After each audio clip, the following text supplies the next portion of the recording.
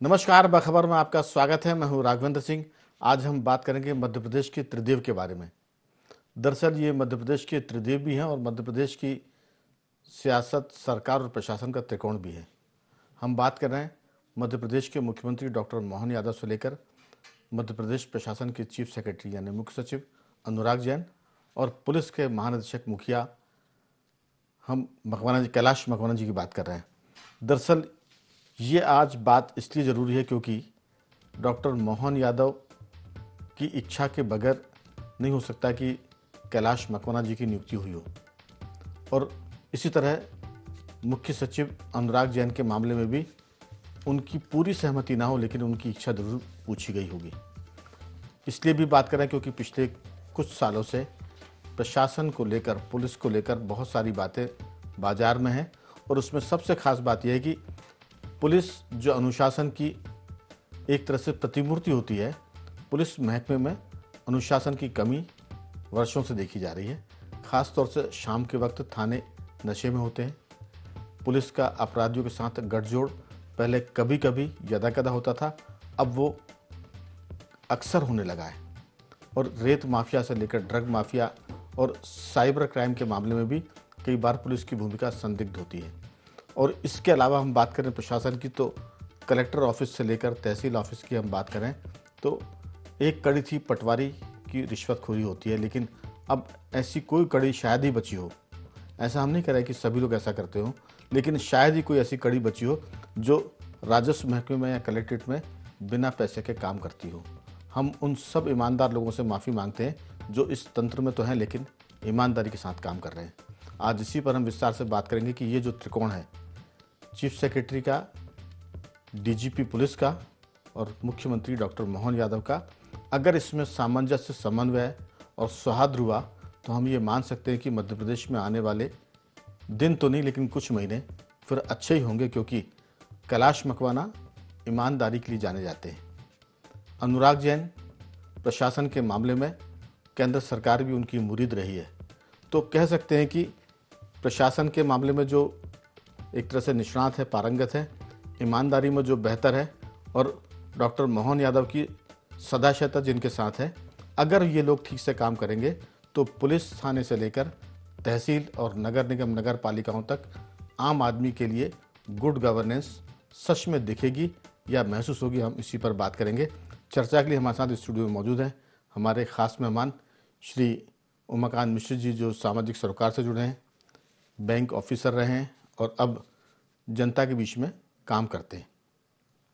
पत्रकार साथियों में हमारे साथ जुड़ेंगे स्काइप पर गौरव चतुर्वेदी जी, टेलीफोन लाइन पर जुड़ेंगे हमारे साथ धर्मेंद्र पैगवार जी, और स्काइप पर जुड़ गए हैं मध्य प्रदेश के वरिष्ठ पत्रकारों में शामिल डॉक्टर राहुल रंजन जी। आप सभी का बहुत बहुत स्वागत है। चर्चा की शुरुआत वैसे गौरव चतुर्वेदी से हम करना चाहते थे, लेकिन वो चूंकि सफ़र में है, यात्रा में, वो जैसे ही जुड़ेंगे हम उनसे बात करेंगे। लेकिन क्या धर्मेंद्र पैगवार जी मेरी आवाज़ सुन पा रहे हैं? जी नमस्कार जी। धर्मेंद्र जी, अनुराग जी के बारे में IND24 एक से ज़्यादा बार बात कर चुका है, उनकी कार्यकुशलता को लेकर, उनकी प्रशासनिक क्षमताओं को लेकर, और जिस ढंग से उनके कामकाज का लोहा केंद्र सरकार और ख़ासतौर से जो सड़क परिवहन मंत्री हैं नितिन गडकरी जी, उन्होंने भी माना है। और हम कह सकते हैं कि सौभाग्य से वो मध्य प्रदेश के मुख्य सचिव हैं। अब उसके बाद बात हो रही है कैलाश मकवाना जी की। ईमानदारी के मामले में, सख्ती के मामले में, अनुशासन के मामले में वो आदर्श डीजीपी साबित होंगे, ऐसा हमारा अनुमान भी और हमारी उनको शुभकामना भी है। आपकी राय, आपने लंबे समय से उनसे वास्ता रहा है, पुलिस से और प्रशासन से और सियासत में, किस ढंग से देखते हैं मकवाना जी की नियुक्ति को? निश्चित तौर पर मध्य प्रदेश के मुख्यमंत्री डॉक्टर मोहन यादव जी ने पिछले अपने अपने कार्यकाल में जो पिछली 3 नियुक्तियां की हैं जी। एक मुख्य सूचना आयुक्त श्री विजय यादव, एक मध्य प्रदेश के मुख्य सचिव अनुराग जैन और तीसरा मध्य प्रदेश के डीजीपी पुलिस महानिदेशक कैलाश मकवाना जी।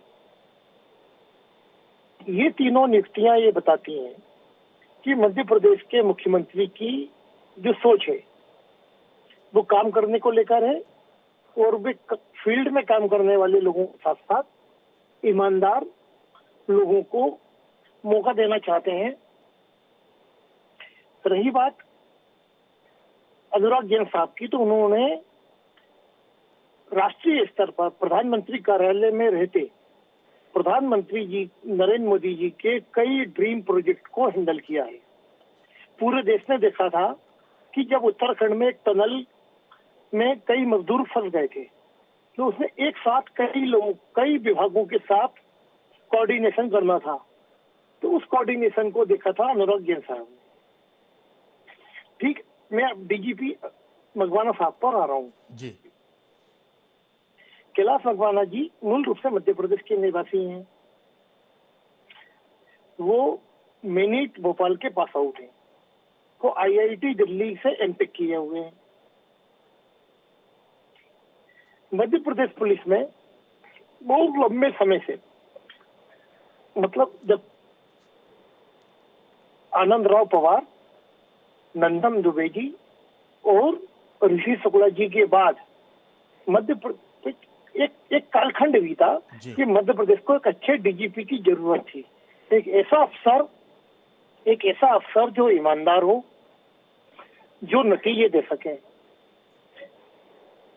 वो खोज पूरी हुई कैलाश मकवाना जी के रूप में।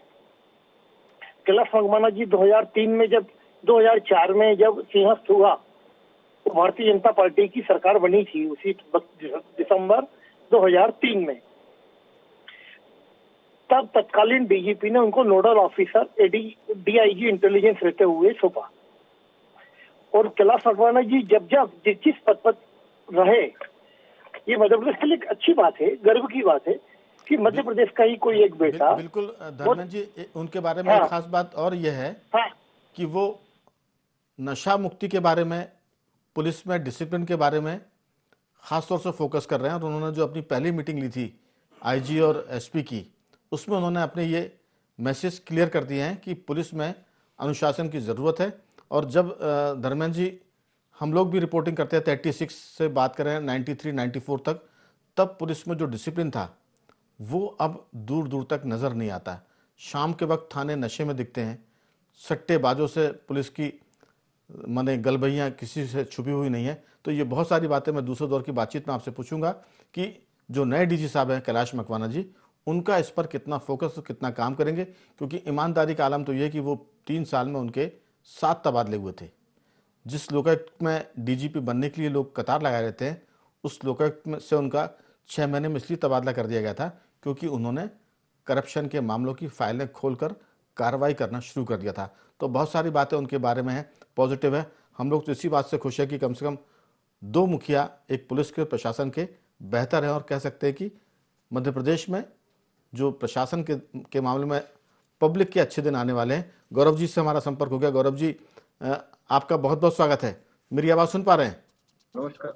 ये जो दरअसल मध्य प्रदेश में त्रिकोण है, सरकार का, पुलिस का और प्रशासन का, उसको लेकर आप क्या सोचते हैं? क्योंकि अगर इसमें तालमेल हुआ तो रिजल्ट बहुत अच्छे आएंगे। यानी कह सकते हैं कि ऑर्केस्ट्रा ठीक बजेगा तो फिर बढ़िया धुन सुनने को मिलेगी, गाने भी अच्छे गाएंगे। और इसमें गड़बड़ी हुई, फाइलों में अड़ंगेबाजी हो गई, अगर अनसुनी करना शुरू कर दिया एक दूसरे की, तो फिर हमें लगता है कि रिजल्ट अच्छे नहीं आएंगे और पूरा ऑर्केस्ट्रा बेसुरा हो जाएगा। आपकी राय? राघवन जी, जो भी राजनीतिक नेतृत्व होता, चूंकि मध्य प्रदेश का राजनीतिक नेतृत्व या किसी भी स्टेट का राजनीतिक, जितने भी अधिकारी रहते हैं शीर्ष पदों पर बैठे हुए, वो अधिकारी मुख्यमंत्री के निर्देश पर काम करते हैं, इशारे पर काम करते हैं। तो ऐसी परिस्थिति में हालांकि दोनों अधिकारी बहुत अच्छे हैं, डीजीपी भी कैलाश मकवाना जी भी और अनुराग जैन जी की भी बात करें, लेकिन इन लोगों के जो काम करने की शैली है, कई बार राजनीतिक नजरिए से अनफिट बैठते हैं। इसी प्रकार जो राजनीति में वर्तमान में मुख्यमंत्री बने हुए हैं, वो भी प्रशासनिक नजरिए से कई बार अनफिट हो जाते हैं। और इसलिए हो जाता है कि राजनीति में वादों को पूरा कराने के लिए किसी भी प्रकार से कदम उठाने की जरूरत पड़ती है जी। और अगर वो पूरा ना हुआ तो वो सामंजस्य बिगड़ता है। इस सामंजस्य को बनाए रखना सबसे बड़ी चुनौती है मुख्यमंत्री डॉक्टर मोहन यादव के साथ भी, प्रशासनिक तौर पर अनुराग जैन और कैलाश मकवाना के साथ। टीम बहुत अच्छी है, बेहतर परिणाम आए, हम इसी की कल्पना कर सकते हैं।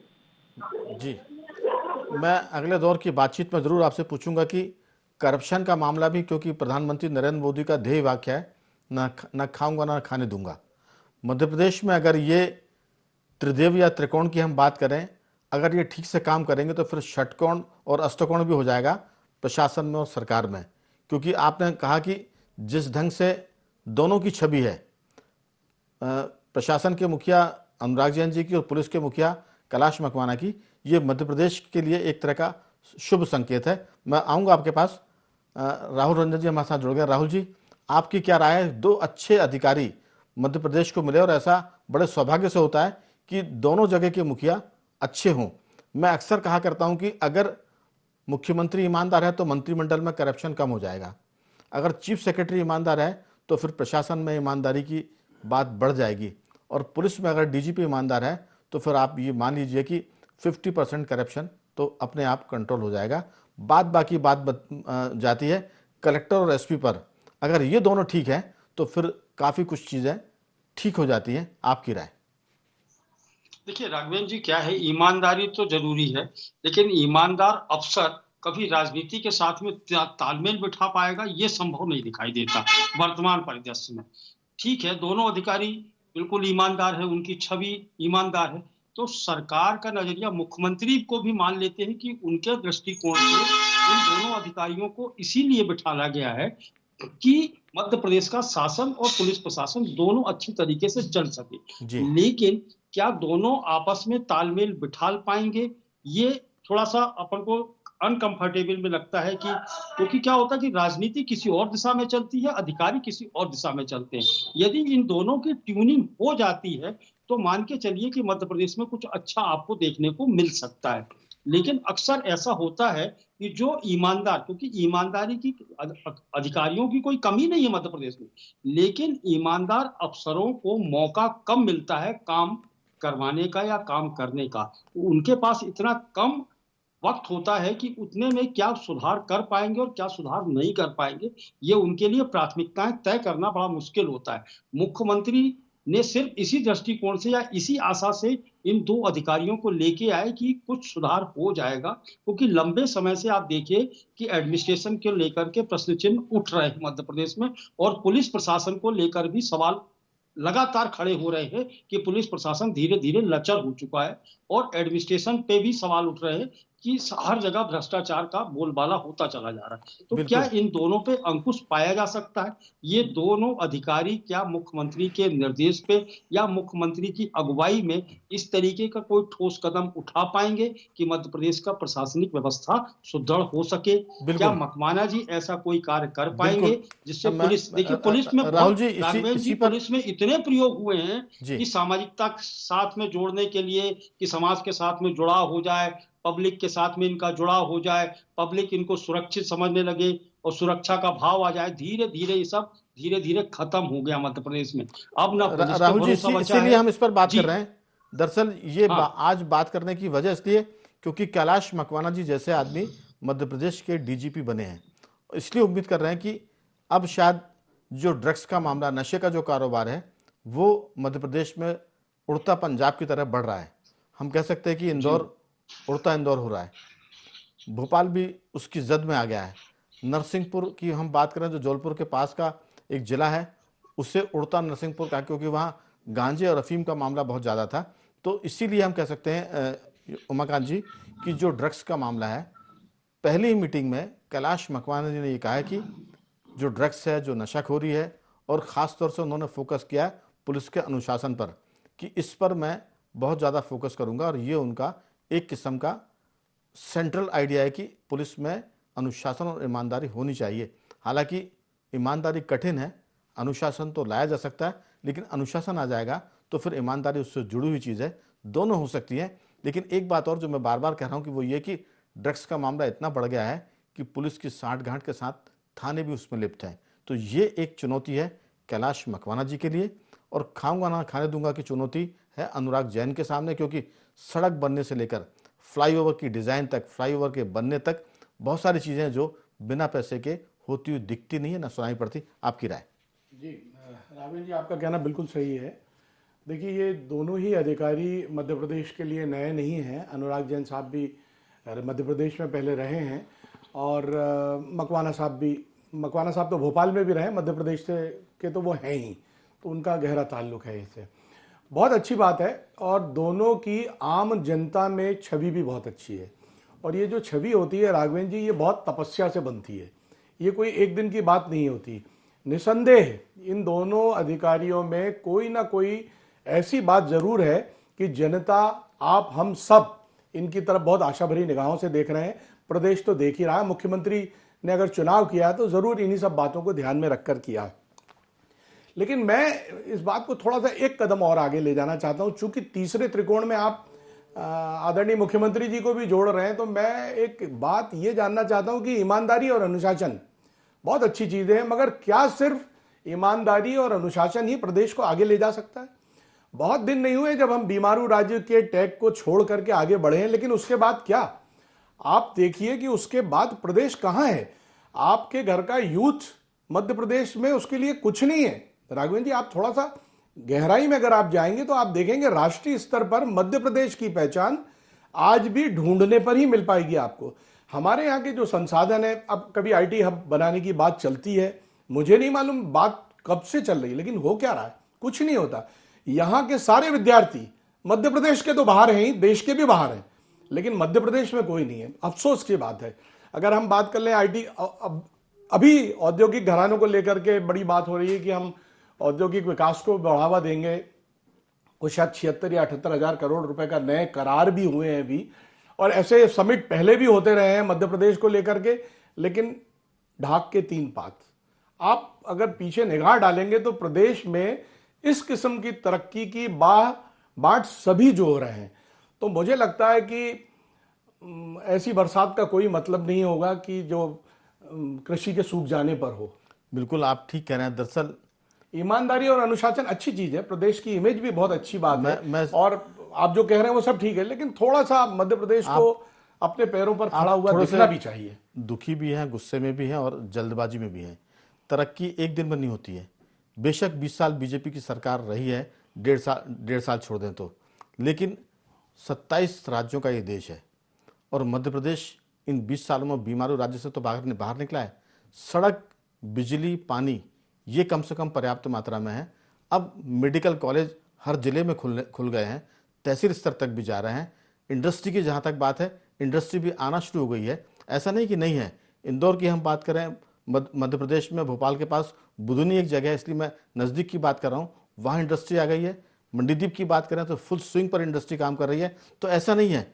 दरअसल एक गिलास आधा भरा है और आधा खाली है। मैं ये नहीं कहता कि हम आधे खाली की बात कर रहे हैं, आधे गिलास भरे होने की बात भी हो रही है। मैं लौटूंगा आपके पास, जरूर पूछूंगा मैं आपसे कि आखिर इन 20 सालों में वो सब कुछ नहीं हुआ जो हम चाहते थे, लेकिन इन दोनों अफसरों के आने के बाद अनुराग जैन दिल्ली से आए हैं और प्रधानमंत्री के साथ काम किया है। उनको काम करने की गति का अंदाजा है कि पीएम क्या चाहते हैं। कैलाश मकवाना जी ईमानदार हैं। अनुशासन की बात करें, जब ये कॉम्बिनेशन होगा तो रिजल्ट अच्छे आएंगे। एक काला कलर होता है, उसमें सफ़ेद रंग मिलाते, नीला मिलाते, पीला मिलाते, तब इंद्रधनुष बनता है। तो बहुत सारी बातें, गौरव जी आपसे बहुत सारी बातें करनी थी, लेकिन संपर्क देर से हुआ। अब आपकी बारी है, आप जी भर के इस मुद्दे पर बात करिए।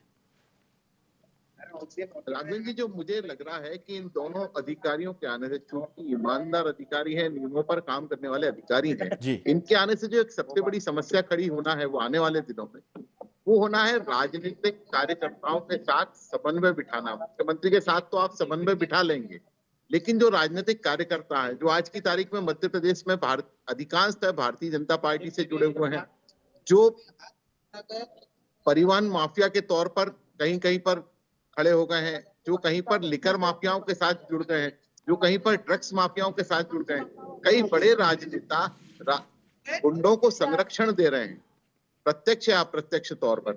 ऐसी परिस्थिति में जब कार्रवाई करने अगर पुलिस जाएगी या प्रशासन जाएगा, उस समय जो राजनीतिक दखलंदाजी होगी वो सबसे बड़ी समस्या के तौर पर आएगी, और यहाँ जो अड़ंगेबाजी शुरू होगी वो मध्य प्रदेश को पीछे ले जाने वाला काम करेगी। अगर सही मायने में देखा जाए तो मुख्यमंत्री को भी उसी परिपाटी के साथ जुड़कर काम करना होगा जिस परिपाटी पर अनुराग जैन या कैलाश मकवाना काम करना चाहते हैं। कहीं ऐसा ना हो कि अनुराग जैन और कैलाश मकवाना मुख्यमंत्री के अनुरूप काम करने लगे और कई ऐसे समय इस दौर में काम हो जाएं जो पूरे प्रदेश की फिजा को बदल दें, जो प्रदेश को आगे ले जाने की बजाय पीछे धकेल दें। एक सबसे बड़ी समस्या के तौर पर ये मुझे महसूस हो रहा है, आने वाले समय में एक समस्या खड़ी। गौरव जी, दरअसल पूरे देश में एक सबसे चर्चित राज्य, में बदनाम तो नहीं कहूंगा, बिहार और उत्तर प्रदेश। उत्तर प्रदेश तो ऐसा राज्य है जो दुनिया के कई देशों के बराबर अकेला राज्य है, और जितनी वहाँ समस्याएं हैं जातिवाद की, वहाँ की भूगोलिक स्थिति की, और उसके बाद गुंडागर्दी की, माफियागिरी की, अगर वो एक उदाहरण है कि अगर मुख्यमंत्री ठीक से काम करना चाहे तो रिजल्ट तो आ सकते हैं, और कम टाइम में उन्होंने रिजल्ट दिए, और उसी वजह से बीजेपी सरकार वहाँ दोबारा बनी। और जहाँ तक मुख्यमंत्री मोहन यादव की बात कर रहे हैं तो उनसे मतभेद की गुंजाइश कम लगती है। गुंजाइश तो हर चीज़ की हमेशा होती है, लेकिन मेरा मानना है कि ऐसा नहीं है कि मुख्यमंत्री की मर्जी के बिना ये दोनों नियुक्तियाँ हुई हो।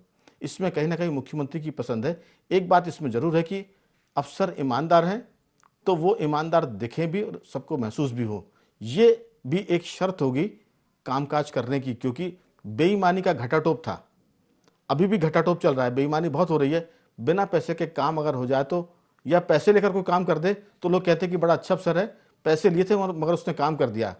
ईमानदारी की अभी मिसाल ये है कि पैसे तो लिए थे अधिकारी ने, काम नहीं हो पाया तो कुछ दिन चक्कर लगाने के बाद उसने पैसे लौटा दिए, बड़ा ईमानदार अफसर है।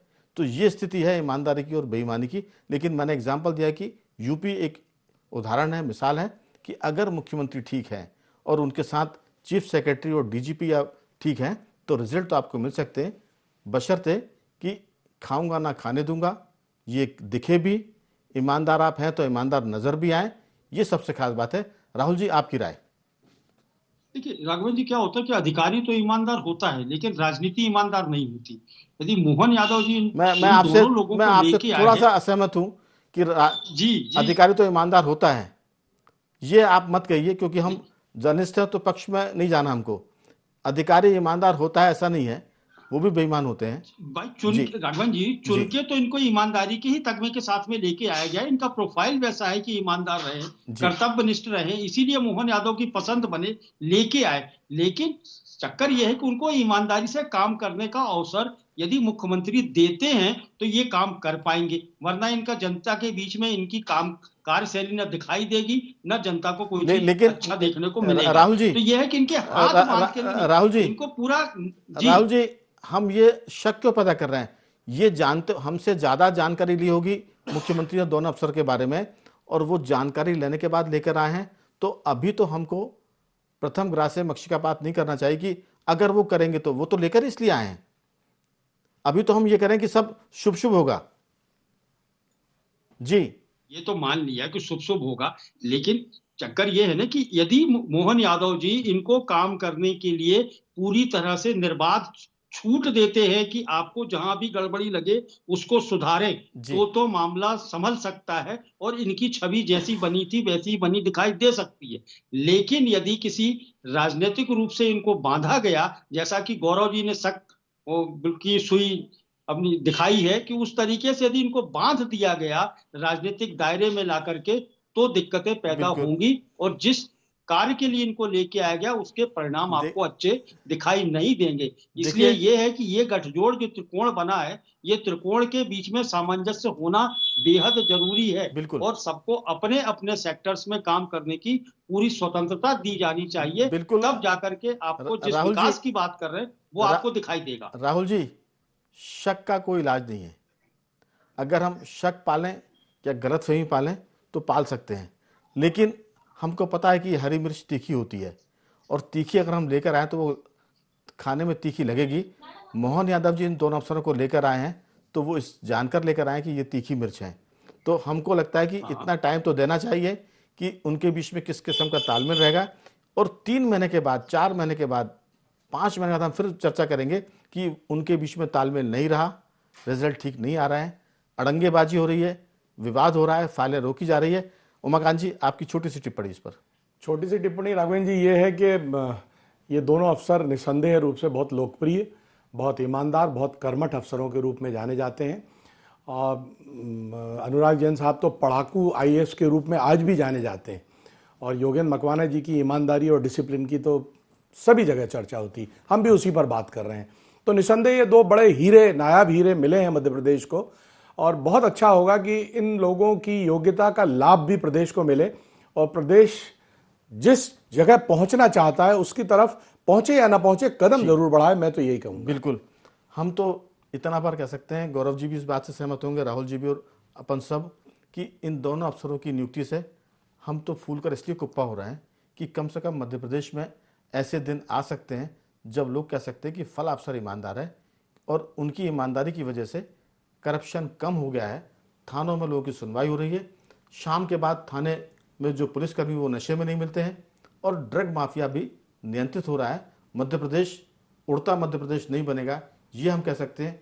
करप्शन के मामले में थोड़ा सा करप्शन घटेगा, ये भी हम मान सकते हैं। तो अभी तो मुख्यमंत्री डॉक्टर मोहन यादव को साधुवाद और दोनों अफसरों को, अनुराग जैन और कैलाश मकवाना जी को शुभकामनाएं देते हैं हम कि वो अच्छा काम करें, नियुक्ति के लिए बधाई देते हैं और कह सकते हैं कि मध्य प्रदेश में आम जनता के आने वाले दिन अच्छे होंगे, ऐसी उम्मीद करते हैं। तीनों मेहमानों का मैं धन्यवाद करूंगा, चारों मेहमानों को, बल्कि धर्मेंद्र पैगवार जी हमारे साथ जुड़े थे, उनका साधुवाद। गौरव जी आपका बहुत धन्यवाद, राहुल जी आपका साधुवाद और उमाकांत जी आपका बहुत धन्यवाद कि आपने इस चर्चा में हिस्सा लिया। तो बखबर में इतना ही, बन रही हमारे साथ और देखते रहिए IND24।